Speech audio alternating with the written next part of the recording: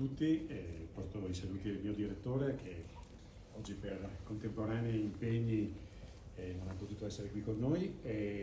Noi siamo un'agenzia della Regione del Veneto, quindi siamo un braccio operativo della Regione, qui rappresentata dall'assessore Bottacin, dai rappresentanti del Consiglio. Quindi noi sostanzialmente siamo al servizio del territorio, gestendo in primis una parte del patrimonio forestale, alcune importanti foreste. Tutti forse conoscono la foresta del Cansiglio, per citarne una molto simile a quella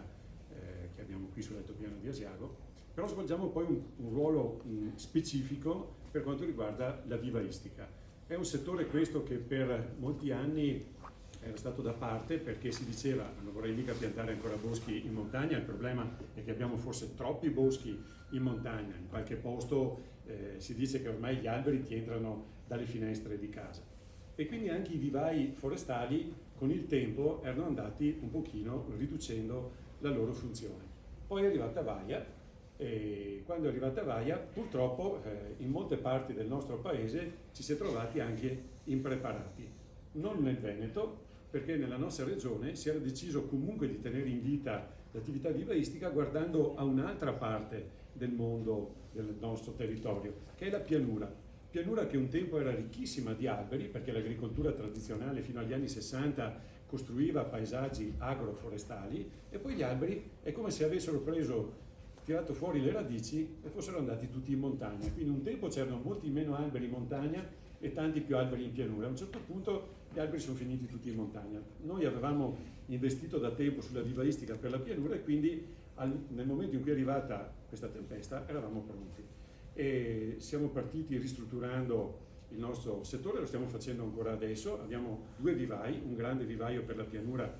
qui in provincia di Vicenza, a Montecchio Precalcino, e un più piccolo vivaio che però era piccolo perché sta diventando un vivaio importante proprio al margine della foresta del Cansiglio, del vivaio fra l'altro da cui provengono le piantine che oggi daremo in custodia ai bambini, perché vengano poi appena sarà possibile con noi a piantarle.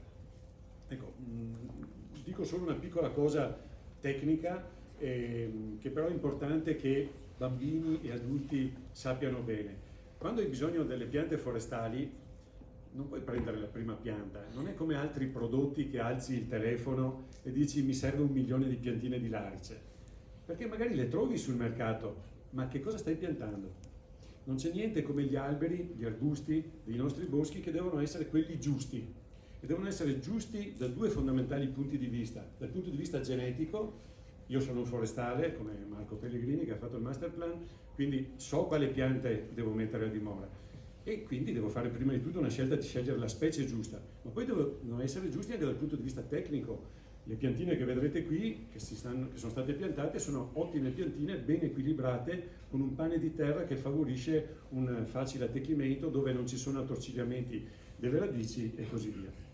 Ma alla fine la scelta fondamentale che devo fare è quella sulla genetica, sulla origine di queste piante, perché ogni posto dovrai piantare le piante giuste per il clima, per l'origine genetica, per la storia genetica che quella pianta ha avuto nei suoi milioni di anni di evoluzione. E da questo punto di vista la Regione del Veneto è all'avanguardia in Italia, perché ha una rete di 150 popolamenti da seme, cioè sono aree classificate dove noi raccogliamo i nostri semi, li coltiviamo nei nostri vivai e poi li portiamo nei nostri cantieri. Quindi da questo punto di vista sì, Vaia ha fatto dei disastri, però ci ha trovati pronti, e cantieri come quello che è stato realizzato qui in Marcesina e che anticipa quello che il master plan prevede, perché con il master plan parliamo di centinaia di migliaia di piante, sono appunto vivai che sono in grado di fornire tutto quello che servirà. Quindi veramente, anche dal mio punto di vista, avendo seguito in tutti questi anni il settore della vivaistica forestale, vedere che adesso ci siamo fatti trovare pronti, e non tutti erano pronti come eravamo noi, ci dà una grande soddisfazione.